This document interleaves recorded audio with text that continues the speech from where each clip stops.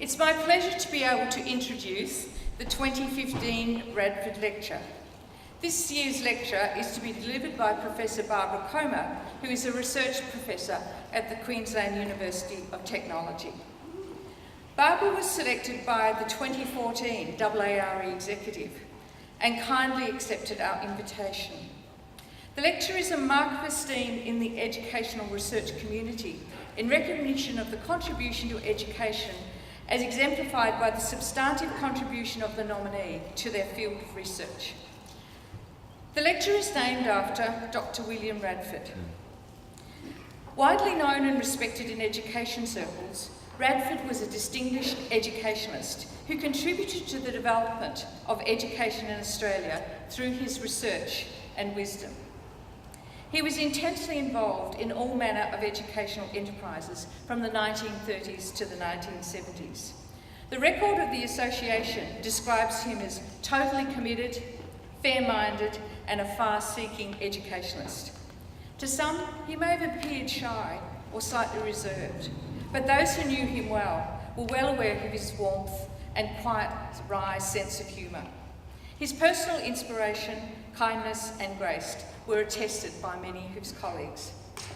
Radford was born in Victoria in 1913. His father was a school teacher, and the young William followed his footsteps, staying on as a junior teacher after attending Horsham High School. That's in Victoria for people who might be outside of Australia. In 1932, he entered the Melbourne Teachers College and the University of Melbourne, where he completed several degrees in quick succession. Radford was a foundation member of AARE in 1970 and a member of its first executive committee.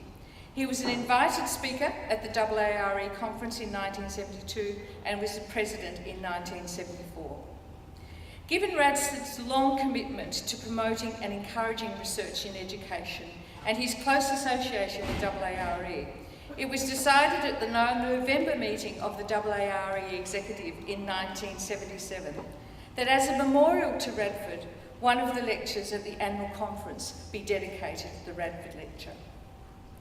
Barbara Comer is well known to researchers, classroom teachers and policymakers. This is a hint of what she has contributed and been able to sustain over the last 2 decades. Her work and mentoring has been a source of inspiration. Please join with me to invite Professor Barbara Comer to deliver the 2015 Radford Lecture.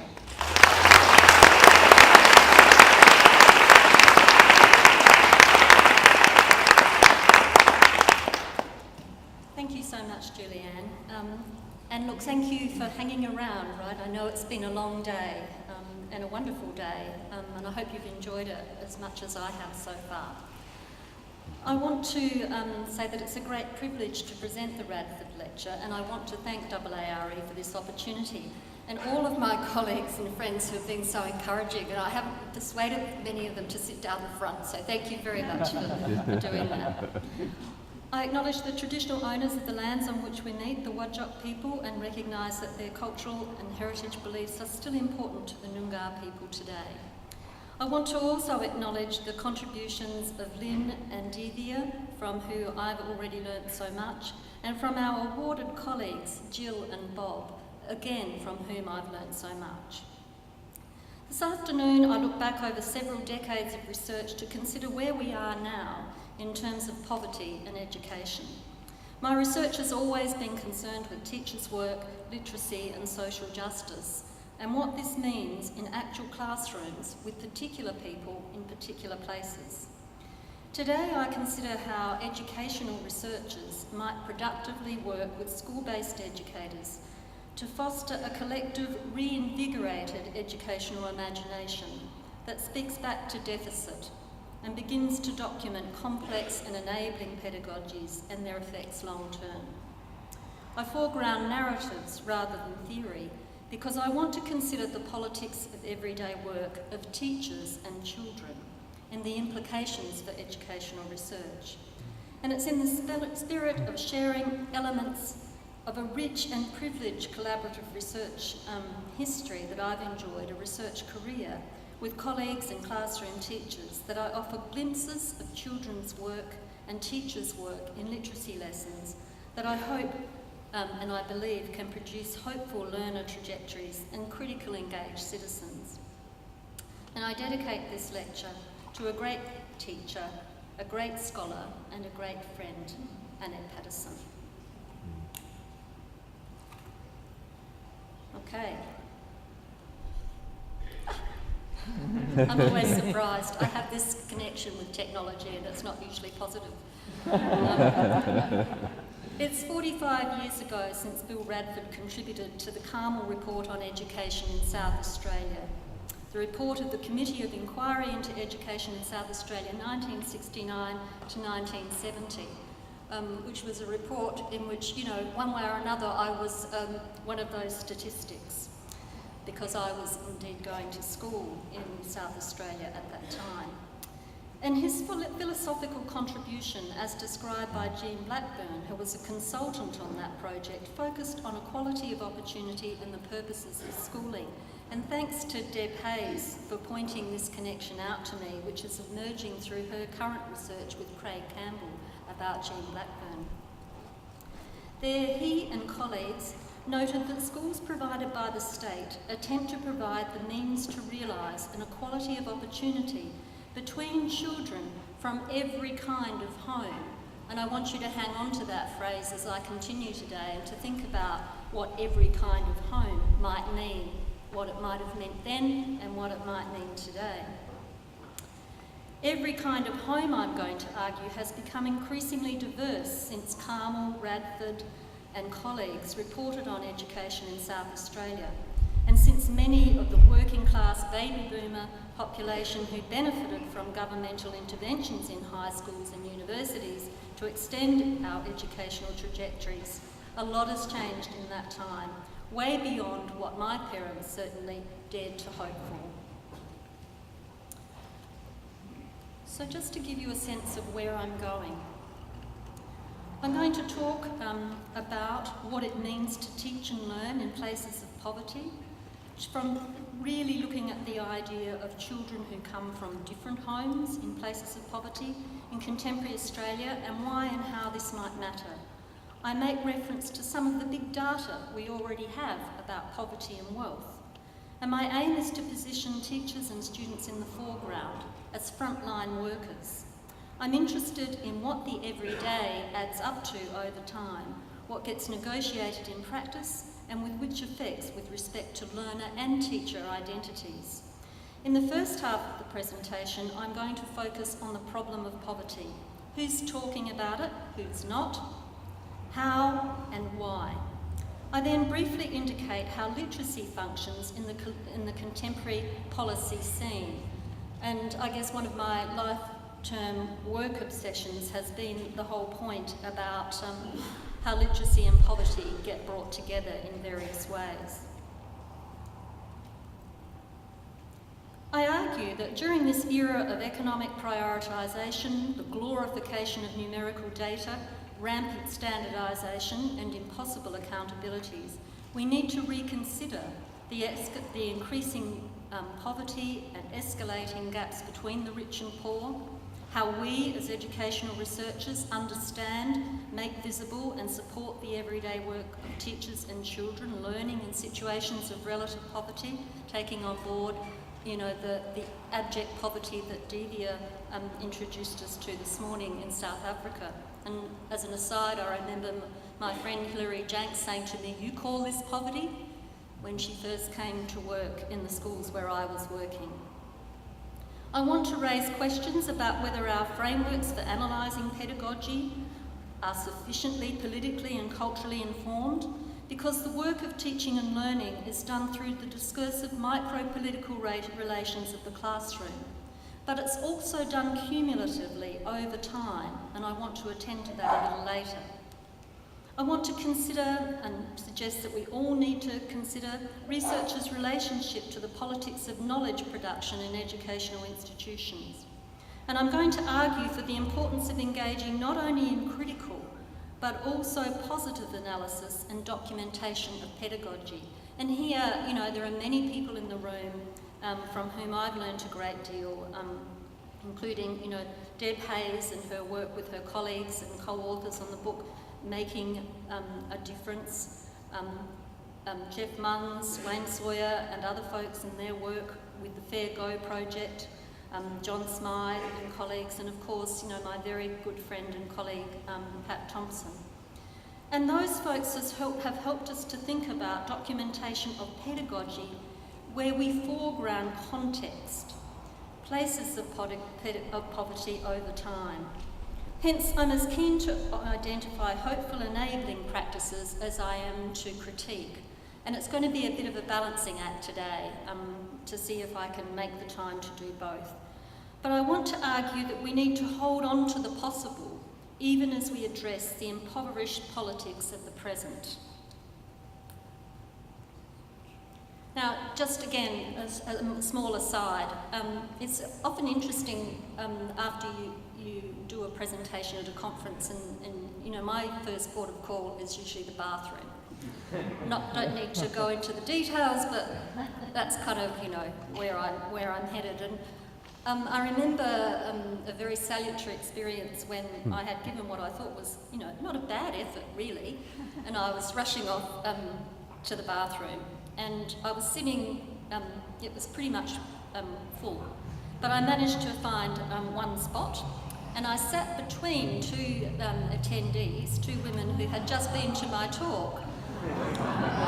You're not here, are you? And anyway, one was, when I entered, they were already deep in conversation, and they were sort of, carrying on, etc. And they were sort of saying, well, yeah. But, not poverty again. Was what one of the women, that was her summary of, she always bangs on about poverty. And guess what, folks? For at least half the talk today, I'm going to bang on about poverty.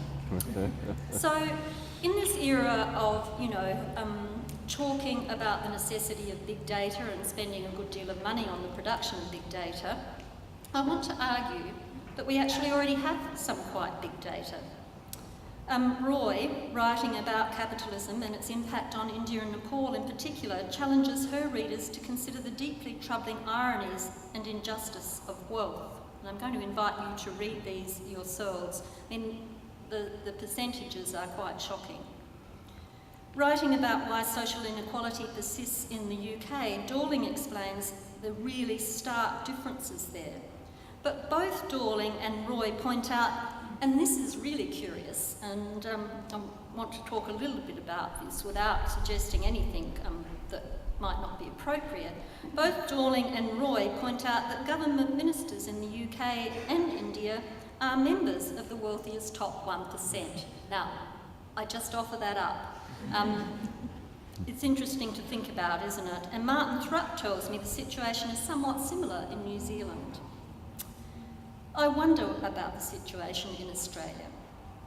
Piketty and Dorling agree that the solution, actually, is progressive tax on capital, but as Piketty notes, it requires a high level of international cooperation and regional political integration.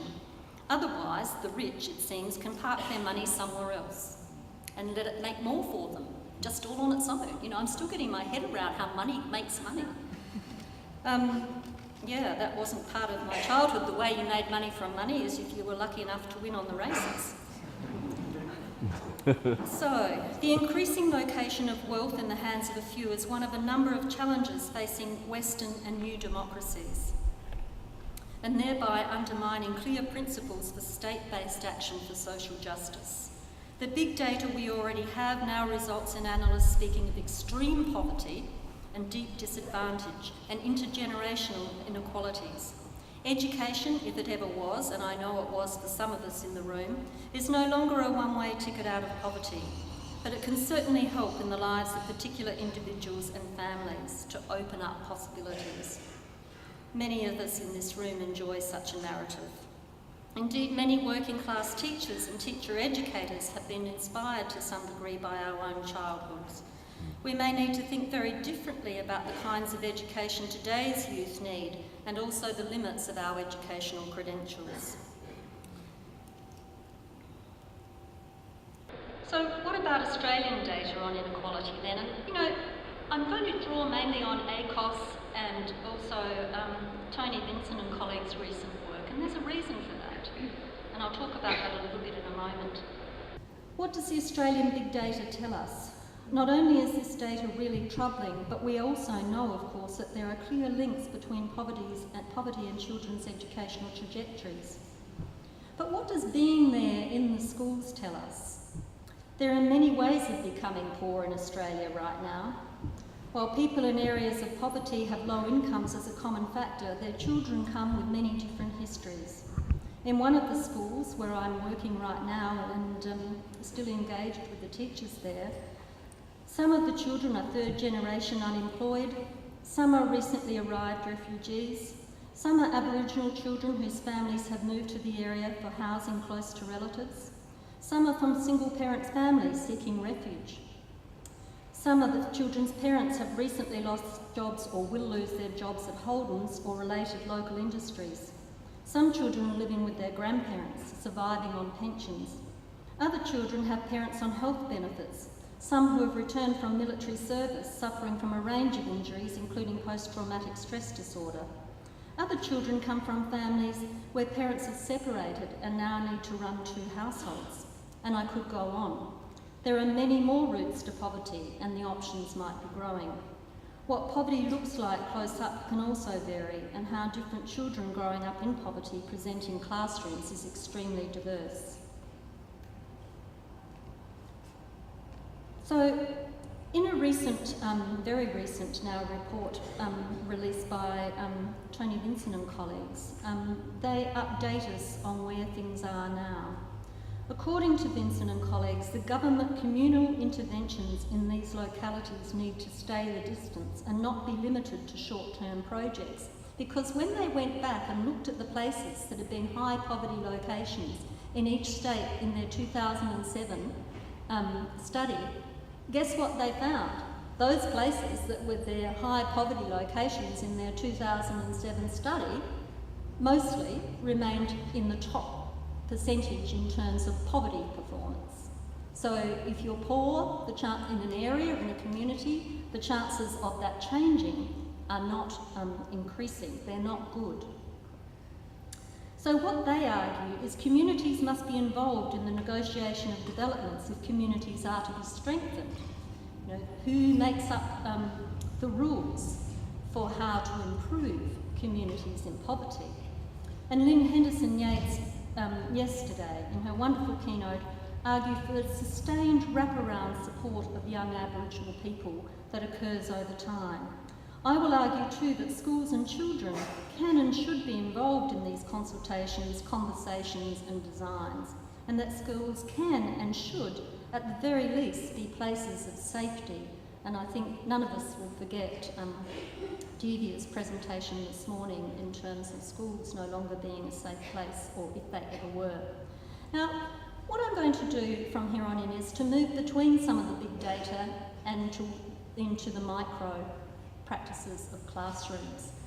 And in response to the idea that Tony Vincent and colleagues have that communities should be involved in the negotiation, a number of the teachers who I've worked with and learnt from for a very long time involve their young people, and these are primary school students, in research.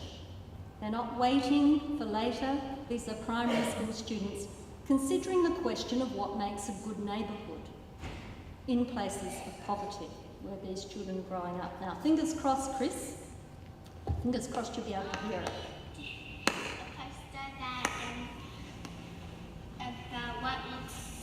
What a good neighbourhood looks like.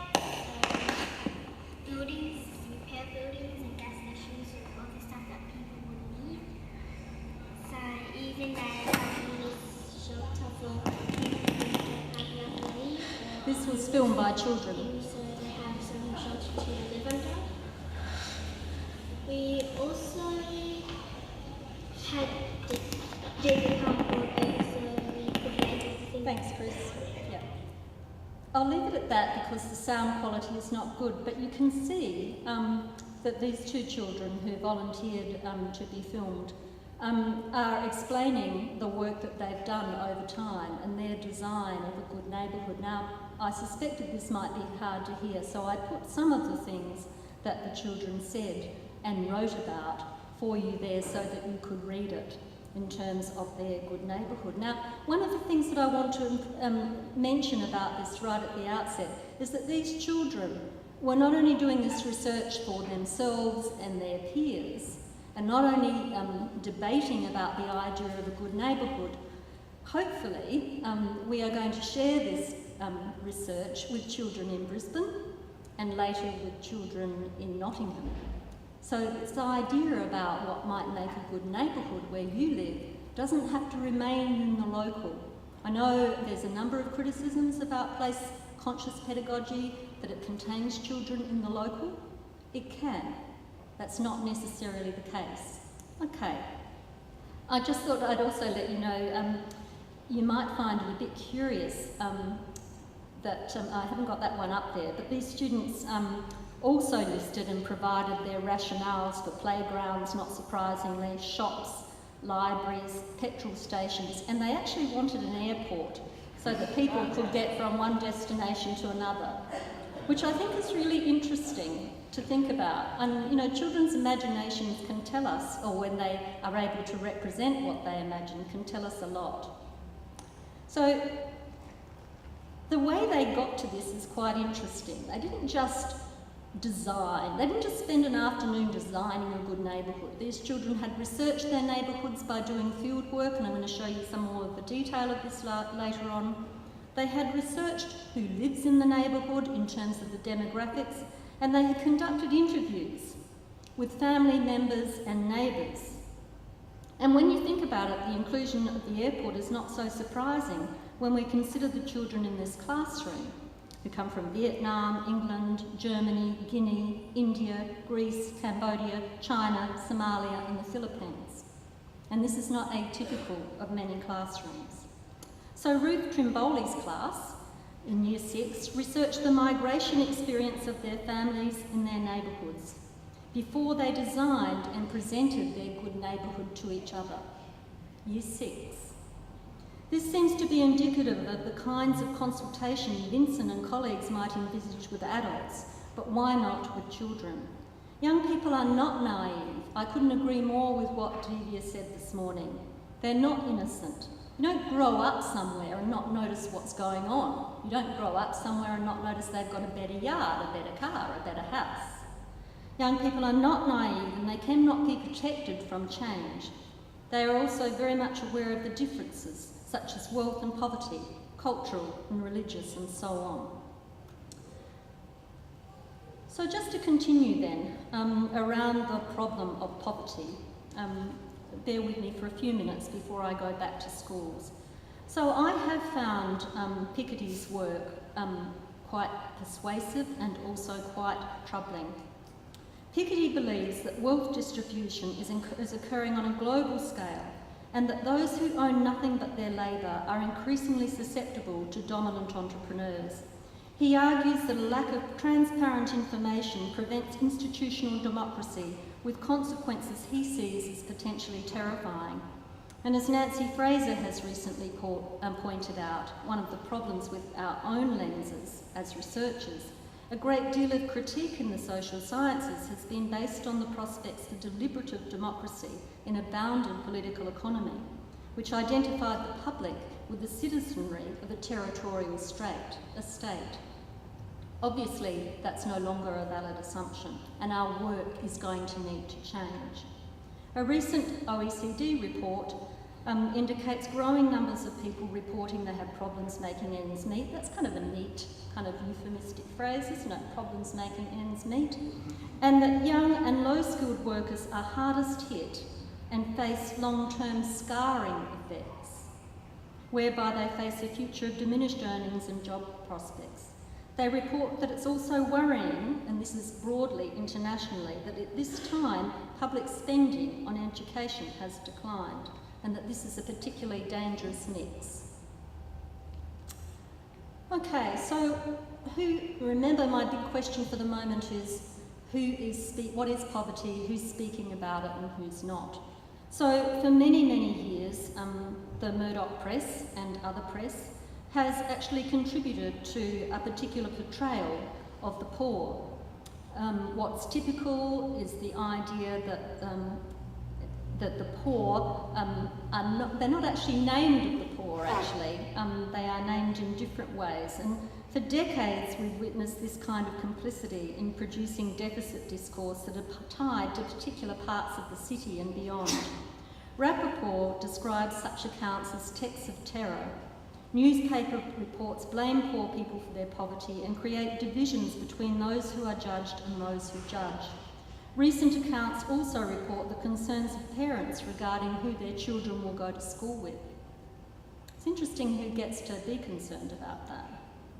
Poverty rarely gets named in these reports. Rather, the focus is often on the potential violence, racial and ethnic differences, texts of terror. It was interesting to me, I was doing quite a lot of watching of the media before as I said earlier today, I couldn't stand it any longer, when Anti-Poverty Week was coming up. And about 3 weeks before Anti-Poverty Week, which is in October, this kind of reporting was pervasive across the media, both the print media, the television and so on.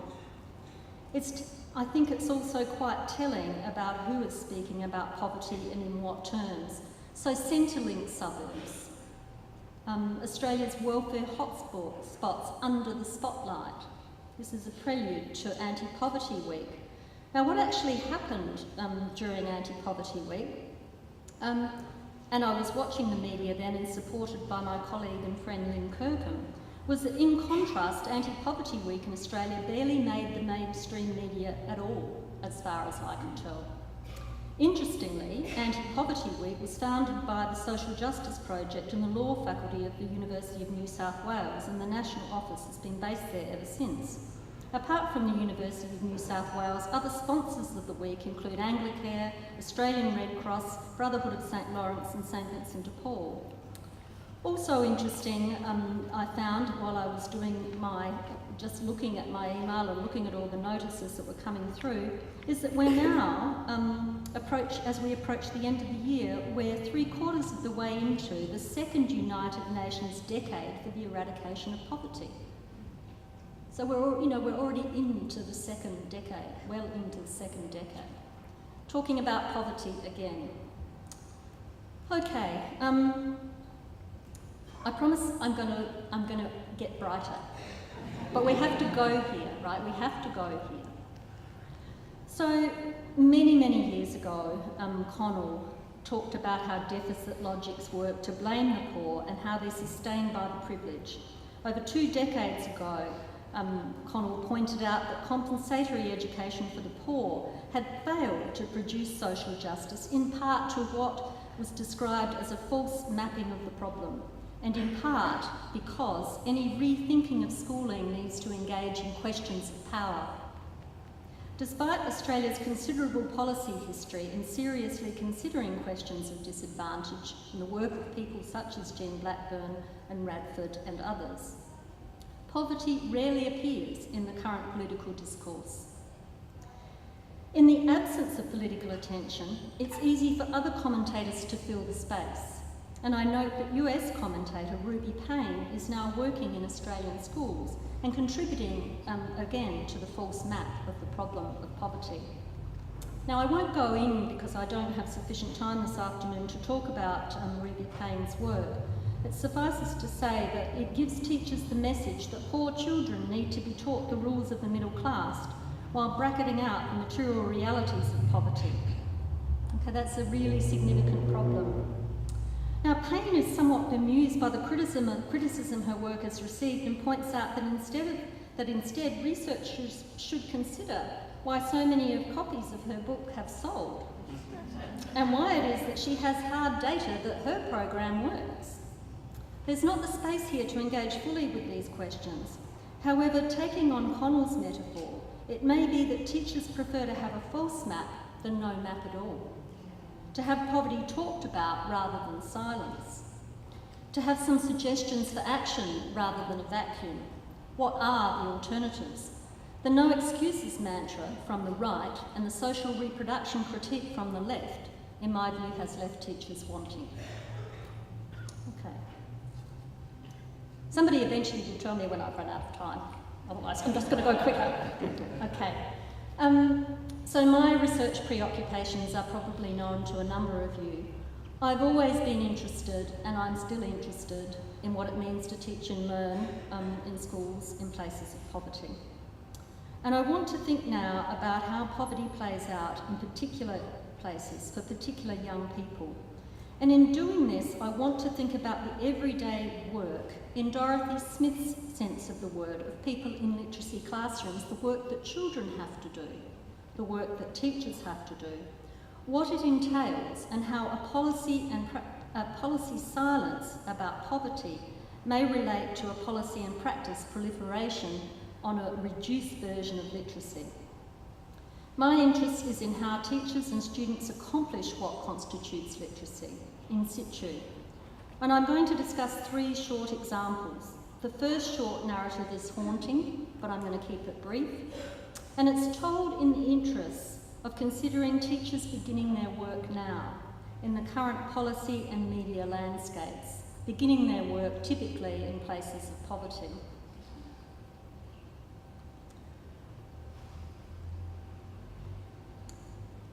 Okay, so how does literacy get to be so prominent in a period of increasing inequality? How did schools become the problem, and also meant to be the ones in charge of fixing poverty? Now, Alan Luke, John Hodgins and Bill Green looked at this issue many years ago and looked at the relationships between literacy crises, critique and blaming of teachers, critique and blaming of schools, and the relationship to the economy. So this is not new. But making literacy the problem and insisting on a meritocratic approach to improving life futures places the responsibility for change on individual students, families and teachers. It's certainly easier for governments to speak of lifting literacy standards than it is for them to promise to address economic inequality. We suffer in Western societies from the failure of governments to tackle the collateral damage of capitalism. Instead of embedding change for social justice in education into policy, as was laid out in the Gonski Review, faith was placed in neoliberal solutions, and we're living them every day. The failure of government to address major structural issues often means that action comes to depend on advocacy, charity and publicity. That's who's talking about poverty. The literacisation, I feared, and I did coin that term, I think when I was working with Bob and Alan and Bill a number of years ago, that I feared over a decade ago has eventuated. It's part of every school improvement, all the school improvement mantra. We now have standardised data about literacy, lots of it. We don't necessarily know what to do with it, but we've got lots of it. Now let me be clear, I am through and through a literacy educator. That's my work, and I welcome the emphasis on literacy in many respects. However, the literacy repertoires on offer to all children in our schools need to be rich and relevant. I'm sure this is what Lynn was telling us yesterday very strongly. They need to engage with big questions and to be ambitious in outlook, not some recycled version of the basics of our own childhoods, which do not address the communication demands or the affordances of the present. The kinds of literacy young people need to be active, engaged citizens are complex, varied and changing. Now, I'm going to have to move a little bit faster, but I just wanted to recollect Martin Haberman, who wrote about the notion of a pedagogy of poverty some years ago, has recently written about it again, and he's argued in the US context that the pedagogy of poverty, and he was writing again in 2010, has made a comeback. And here we've seen something similar, I would argue. And Annette Woods and I have recently described this as what I call fickle literacies. By fickle literacies, we mean things like doing word finds in Year 8 history on a Monday morning, copying out words in different coloured textures during the literacy block in Year 1, cutting and pasting instructions for how to make popcorn and drawing a picture on the popcorn bag in Year 5. These kinds of tasks buy student compliance and deliver nothing. Even more worrying is that such tasks are sometimes defended in terms of differentiation to cater for different ability groups. Okay, the good news will be here soon, except that of course it's only partial good news, if only it were more. In schools situated in low ICSEA locations, we don't have poverty anymore, we have ICSEA. We have Index of Socioeconomic Advantage for our international colleagues. In schools situated in low ICSEA locations around Australia, the mantra of school improvement agendas are frequently linked to literacy, especially through the common cry of we need to lift our NAPLAN. I feel like it's deja vu, Groundhog Day. Proffered solutions for low literacy performance are varied, including differentiation, whole school consistency, a common language, literacy blocks, explicit teaching, and so on. Many schools have literacy agreements all over their walls. It's not that any of these solutions are bad or good or right or wrong, although I have my own opinions. As Foucault has stated, everything is dangerous. Ultimately, it's how these agreements play out in practice, what they entail, and what comes alongside them.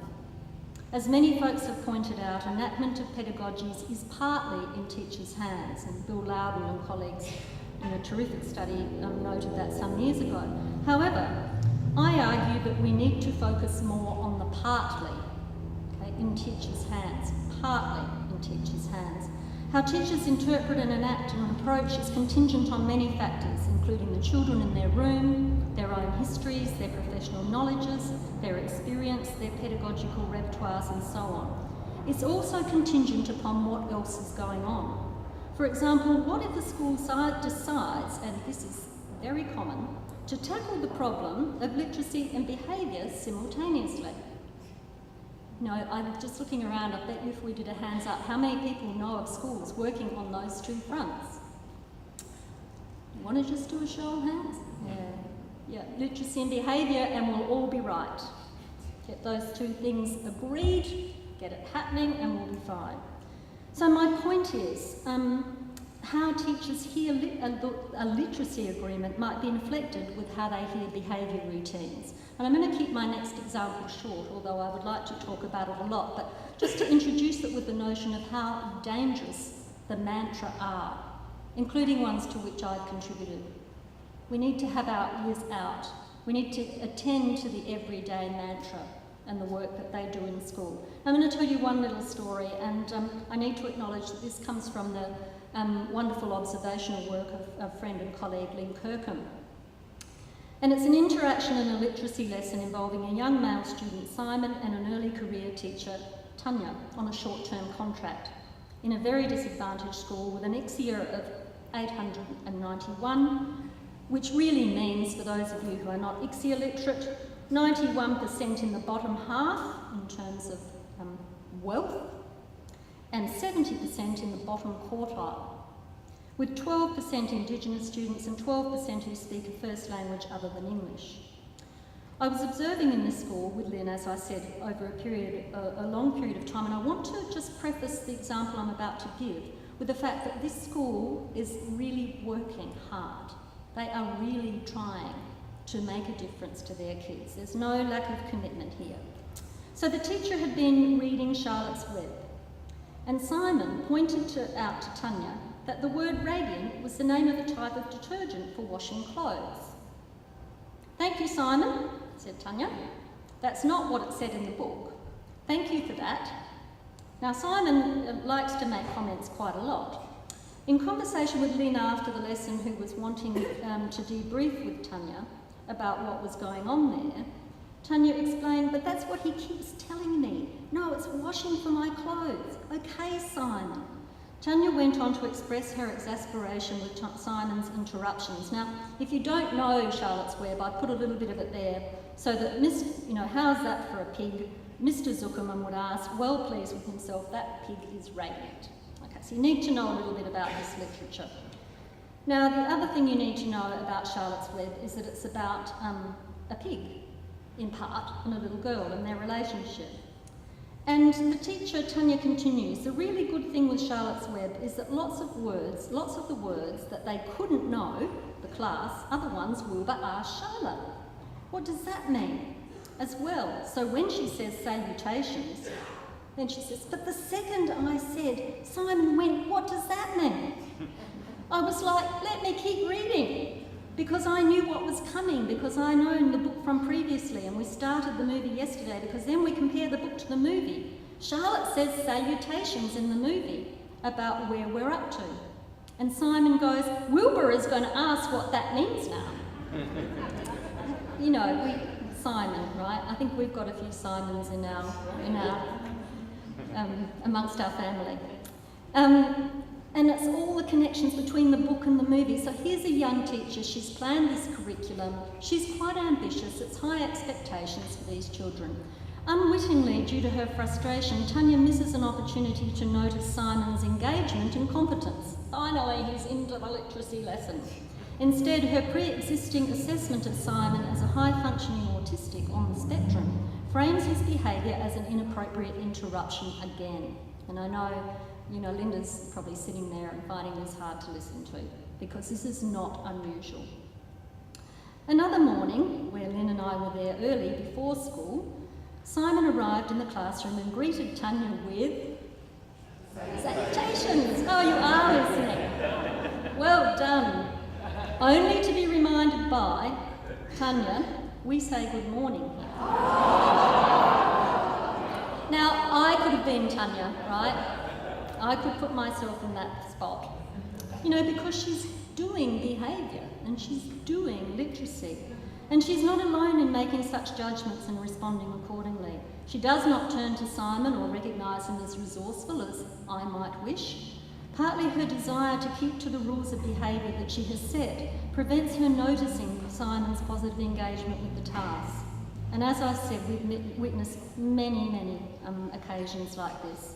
Often it was simply teacher insistence to comply with an arbitrary routine that made no difference at all to the learning, but it did matter to the student.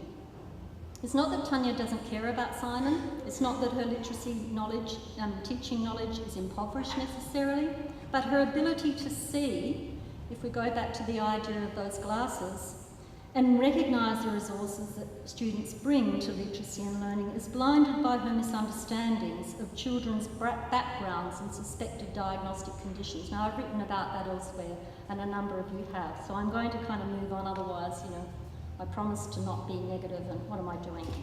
Okay, working with teachers towards justice, and I am now moving towards a potential conclusion.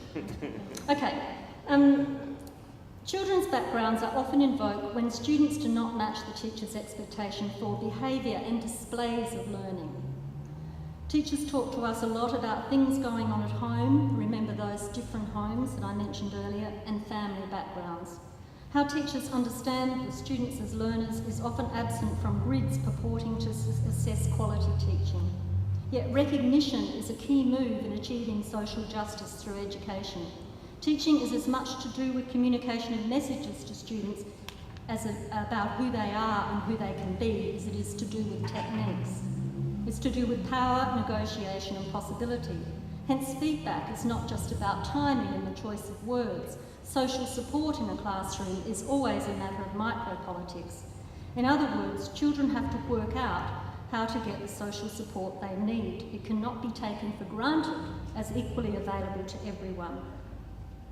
Now, just before I leave Simon, and I am going to leave Simon very shortly, I want to sort of also look at this event from her perspective. Yes, her frame has Simon then laid out as a deviant student. We understand that. But let's be clear.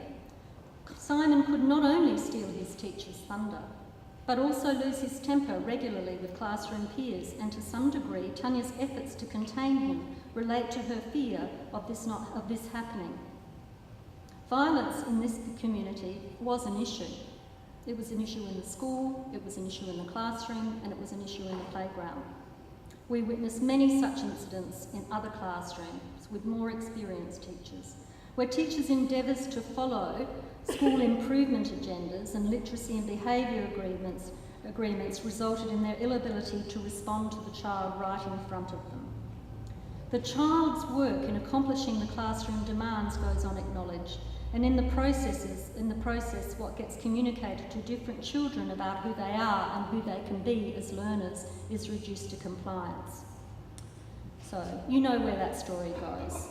So I want to move on and consider the implications, and I'm assuming you had a look there at these people who, continue to inspire me. Now, Connell, over 2 decades ago now, pointed out that policy discussions about education have frequently been conducted in the absence of the two groups most likely to understand the issues: poor people themselves and teachers in their schools. And I want to ask us to think about how do we go on that front. And I also want to refer to Alan Luke's point that the other side of interrogating injustice, which you might argue is the kind of example I've just given, is being able to specify which reading and writing positions and practices should be encouraged in the classroom. Do we have something to say in terms of a normative positional standpoint? So, rekindling optimism and speaking back to deficit, and I want to point out, and I'm not going to go into this in detail now, but I do see these teachers as quite heroic, but what I'm arguing for is not that we can improve schools by looking at the success stories of heroic teachers, but that we need to understand how they accomplish what they accomplish. And I don't think that we've done that kind of work fully yet. Well, I haven't. I know I haven't. I want to, but I think there is a lot to be done in this space. Glinda Hull and Amy Stornialo, working in the US context on their research, say that they're interested in how young people coming of age in the front lines of vast economic and social change acquire and practice habits of mind and aesthetic and ethical imaginations as they envisage and converse with others across geographical, cultural and linguistic distance. And I'm going to move to there now. And it's in the spirit of sharing elements of a rich and privileged collaborative research career that I mentioned earlier that I'm going to conclude this presentation with glimpses of how it might be otherwise. That is, how children's work and teachers' work in literacy lessons might produce more hopeful learner trajectories and critically engaged cosmopolitan citizens. I'm going to draw particularly on the work of Marg Wells, and she worked with Ruth Trimboli, whose work I showed a little earlier, whose children's work I showed a little earlier, and Helen Grant. Critical cosmopolitan literacy engages young people with past and present and looks to the future. It addresses questions of identity and belonging, care for people and planet. In Australia, we have a long history of scholarship and practice in these spaces, where theorists, researchers, classroom teachers have literally worked alongside each other and engaged in reciprocal learning. The teacher researchers whose work I'm going to share now, along with many others, work with theory as they design curriculum. So where I'm moving to now is the idea that we might have to rethink teachers' work. These teacher researchers work with theory as they design curriculum, drawing on the work of folks like Annette Patterson, Hilary Jenks, Pat Thompson, Helen Nixon, Alan Luke, Margaret Somerville, Bill Green, Peter Freebody, Alan Reid and others. These teachers are unashamedly engaged in intellectual and cultural work. Why tell these historical stories? I'm going to argue that too often we as educational researchers miss the opportunity to work across sectors, across theory, across places, across approaches, and to assemble our disciplinary knowledge over time. We can be as guilty of wanting to go to the new as anyone else. In the process, the pedagogical affordances of our work are often ephemeral as we follow trends in theory or methodology or topics at the expense of depth, and I've been guilty of that too. There are two problems with this. Our battles between ourselves undermine the development of educational research as a whole, and we lose the impact that counts, the sustained impact on people, policy and practice. In the meantime, of course, while we debate, teachers keep teaching. These teacher researchers are cultural workers in the Freirean sense, engaging intellectually with complex ideas and assembling complex repertoires of pedagogical practices over time, and designing and refining their curriculum designs in negotiation with particular groups of students. And I know Mari Brennan mentioned earlier in a talk today, in a symposium that Rob Hatton and colleagues from UniSA led, how do these teachers do it? Do they just go under the radar or what? So I want to look at that a little bit. And here they are, the teachers that I'm going to refer to. We're going to see them, but more particularly their students at work, by looking at what they produce. I'm going to share research from what we've undertaken together for some time, and also from inquiries they did this year, and their motivation was to share with teachers in South Africa, which is interesting about teachers' work and where we have our frames and assumptions. Marg and Ruth work in a school in an area that has been undergoing urban renewal for more than a decade, and Helen works in a city school which includes many children of recently arrived migrants, refugees and asylum seekers. Now, this is Marg Wells' 2015 inquiry questions about literacy and the imagination. These are the questions that framed her design and enactment of curriculum. And she drew heavily on the current geography curriculum. In fact, she was incredibly excited. And what's happened to our geography curriculum in primary schools? In the meantime, she worked with it. How do people and environment influence one another? How do people influence the human characteristics of places and the management of spaces within them? And I know, yeah. Okay. So look, these teachers have worked on this and explicitly worked against what I described as texts of terror. Explicitly taken up children as researchers in developing their understandings of place. They've been teaching in this space for well over, or in Marg's case, for 3 decades. And I've documented that work elsewhere. But I want to give you a sense of the richness of it. So this is, and I love this is how she organised the data set that she gave me when she went on long service leave at the end of term 2. My goodness, I thought my master's students might have fun with that. So this is a teacher researcher, not just in the sense of inquiry here, a small question, but a big ambitious question. So these teachers were engaged with their children in thinking about those big questions. And the children went on field studies and looked at responses to the local work. Now the thing that she was particularly interested in here was all these missing blocks. This urban renewal's been going on for so long, people are sick of me talking about it. It's not just like poverty, it's like, is she still talking about urban renewal? But urban renewal, it sounds so tight, doesn't it? It actually changes people's lives for up to 2 or more decades, not to mention afterwards. So these are the questions that the children, after they came back from doing their research through their fieldwork, these are the kinds of the questions that the children asked. Okay? And what did they do with this? They also, just to give you a sense of the whole project, the students then were going to be invited to choose where they would like, and they were going to have an auction for these empty blocks. And the children had to have a rationale for where they wanted their empty block, and they were then going to design their house for that empty block and think about the neighbourhood. So the children would, after walking the neighbourhood, would think about where it was they wanted to live. I would like to build my house on a block of land in Albion Street.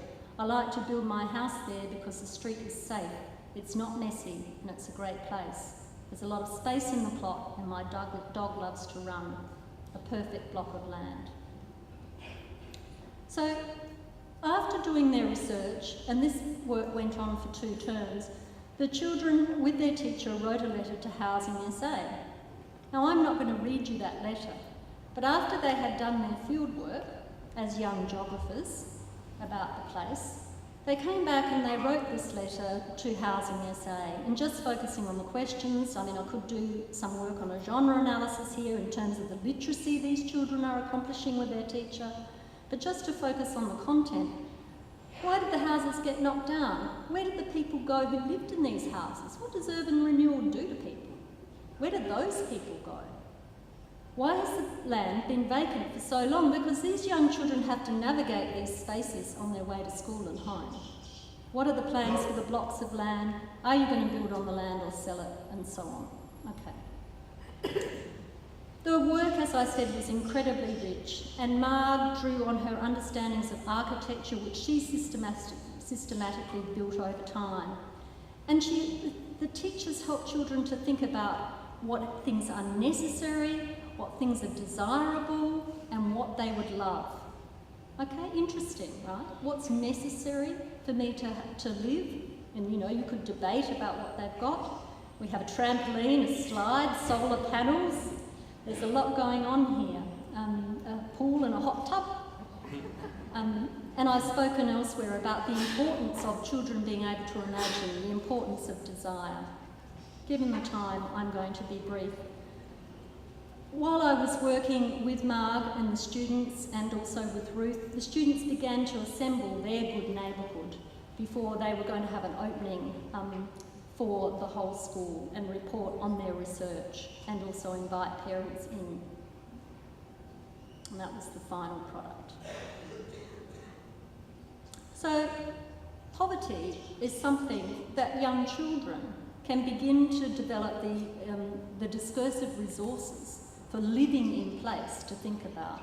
I am now going to finish with one final story, and this is from the work of Maxine Green, from Helen Grant, who uses the work of Maxine Green. And just to give you a sense of this, when people cannot name alternatives, imagine a better state of things, share with others a project of change, they are likely to remain anchored. Thanks, Chris. Where the imagination places and spaces Now that first, you feel what is imagination? What is imagination? something that you feel like something you can do while dreaming. It's like a dream. Imagination is when it doesn't have to be real. You can think about it and do it, but no one else has to believe you. It's like something you do that doesn't have to be perfect. So a lion with a snake head, a giraffe with a human head, and elephant feet. And it even doesn't have to be animals. Imagination is who you are. Did you hear what she said? It's what you think, what you do. See, We'll leave it there. I mean, the philosopher goes on to add quite some detail. But did you hear the third speaker? Imagination is who you are. Incredibly powerful. Okay, I'm just going to give you a really little sense of the work of Helen Grant, and in so doing, I want to make a point about how we think about teachers' work. What if we thought about teachers' work, and I can't say the French word, as oeuvre, right? Instead of just the moment by moment, the hard slog, which it is, what about if we thought about it over time? What is it that teachers do when they design and produce complex curriculum and complex artefacts with young children? Now, Helen Grant, you know, if she were showing you her CV, she could show you a CV of the films that she has co-produced. And that's another really key point I want to make as I draw towards the end. The work that's going on in these classrooms is collective. It's not about literacy, an individualised literate practice that remains there. This is collective work that's accomplished by these children and their teachers working together. Now, just looking at the titles, Cooking Afghani Style, Waves of Culture, Hidden Treasures of Adelaide, Kissing Babies and Pressing the Flesh, give you a sense of not only Helen's sense of humour, but the kind of agenda she takes on. So have we got time for 1 minute of one film? Okay, all right. Okay, now you're going to have to do a little bit of work. What I want to argue and show you in this example is what I would say Helen and Marg and Ruth are doing is producing critically literate cosmopolitan collectives in their classrooms. They're reimagining the classroom as a meeting place and space where people can do more together than they could do on their own. We've heard that before, I think. Okay, so Chris, let's just see how they go on this. Oh, before I start, just hands up if you think you know the answer. Don't call it out. Don't be Simon. Just hands up if you think you know the answer to that question. Okay, there's 1, 2, 3, 4, 5, 6. Okay, interesting, right? You mean you don't know? Interesting. I didn't know either. Okay, let's find out. Let's find out. Okay, thanks, Chris. Thanks, Chris. What is happening? Be patient, Barbara.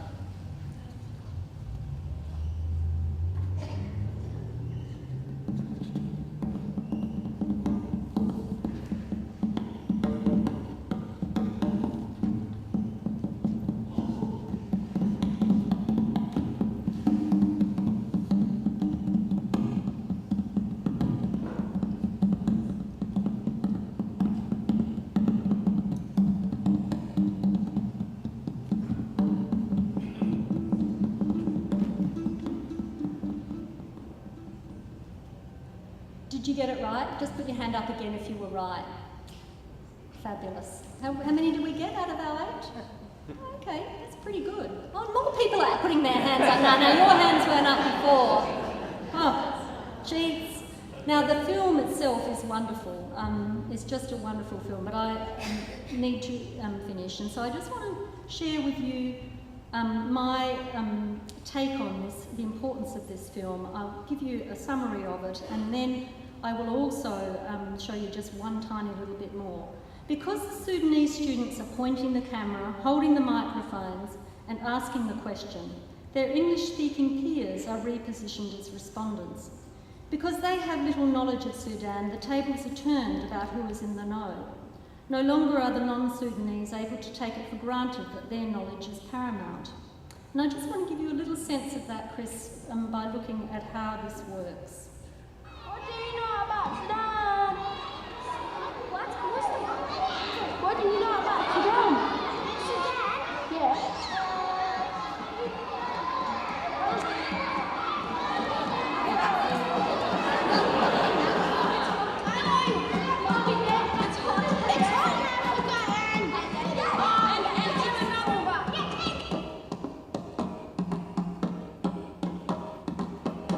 There are 9 countries around the Sudan and the Red Sea. 10 years ago, I was born in Khartoum and I went to ball. Okay, now if you want to see the movie, you'll have to speak with me another day. It's quite amazing. The film records clear points of disruption where students use a range of strategies to try and repair their equilibrium and return to the normative status quo.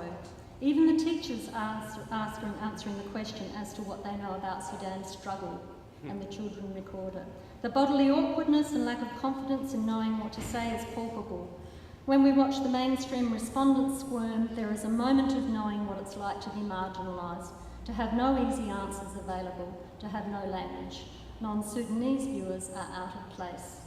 Now, to conclude. Okay, really definitely this time, promise.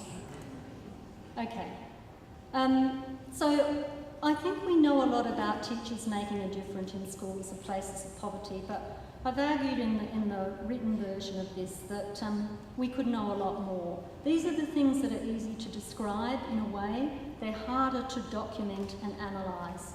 But I believe these teachers do the following things. And importantly, I think, design cumulative, ethically principled, permeable pedagogies. So they do a whole range of other things as well. I want to argue in closing then that in thinking about where do we as educational researchers stand with regard to critique and positive analysis, that we need to do more serious examination of what's being accomplished over time in terms of student learning. We need to keep doing policy and practice critique, but we need to step up our analysis of the complexity of what is being accomplished for, by and with different people over time across educational trajectories, and similarly with teachers and groups of teachers. We need to be distracted by the everyday, not theory blinded.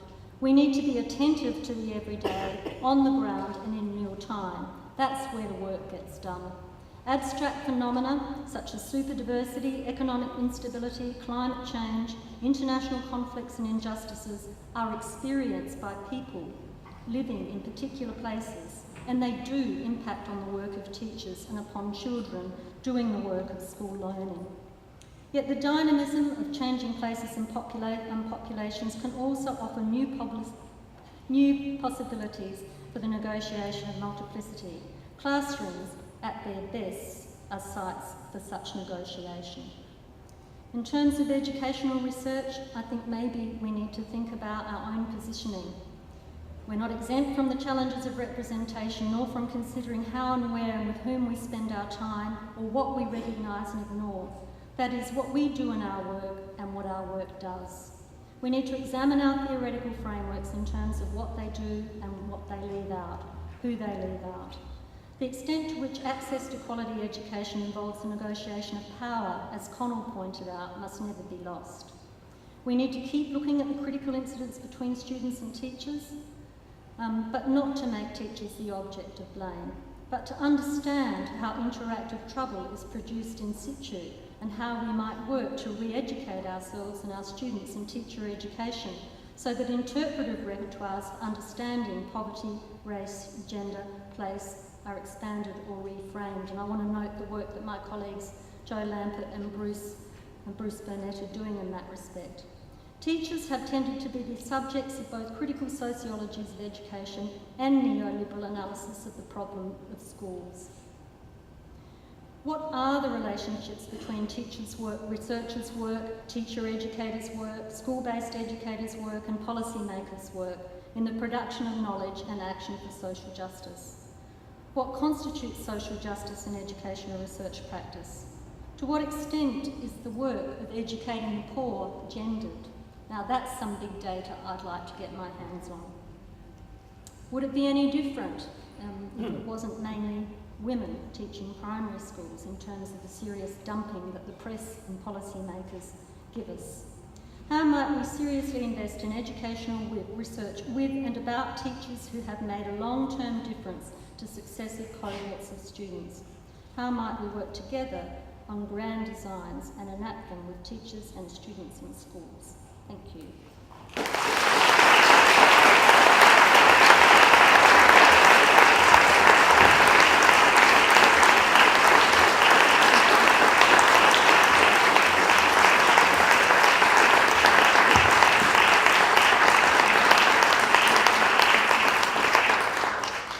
Thank you, Barbara, for an outstanding 2015 Radford lecture.